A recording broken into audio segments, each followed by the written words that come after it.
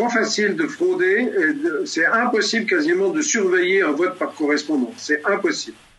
Monsieur de Siebenthal, je suis certain qu'en France, nous sommes exempts de toute fraude. À moins qu'une petite brèche se soit glissée par là? En France, il y a des machines de vote électronique.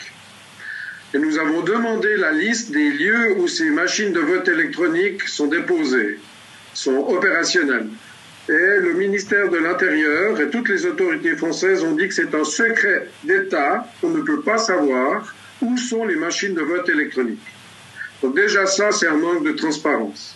Monsieur François Asselineau, un homme politique français de l'UPR, un parti français, a déclaré devant une salle comble, et j'ai plusieurs témoins qui sont là pour témoigner, a déclaré devant une salle comble à Morges, en Suisse, près de Lausanne, que les votes qui ont permis à M. Macron d'être élu président de la France ont été consolidés à Austin, au Texas, aux États-Unis, et que c'est qu'une fois que une société privée à Austin, au Texas, aux États-Unis, a fait la consolidation du décompte des voix sur toute la France, vote par papier, vote par électronique, seulement à ce moment-là, les résultats ont été déclarés en faveur de Macron.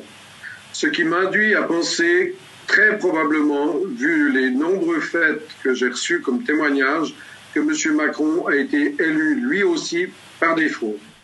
Il nous explique le verrouillage absolu du système empêchant de fait le moindre contrôle.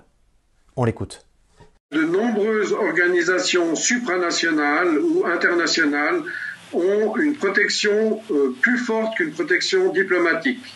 C'est-à-dire que personne ne peut aller perquisitionner les bureaux de la Banque des règlements internationaux qui est à Bâle, les bureaux du Gavi qui est chargé des vaccinations au niveau mondial qui est à Genève, les bureaux de l'OMS, etc.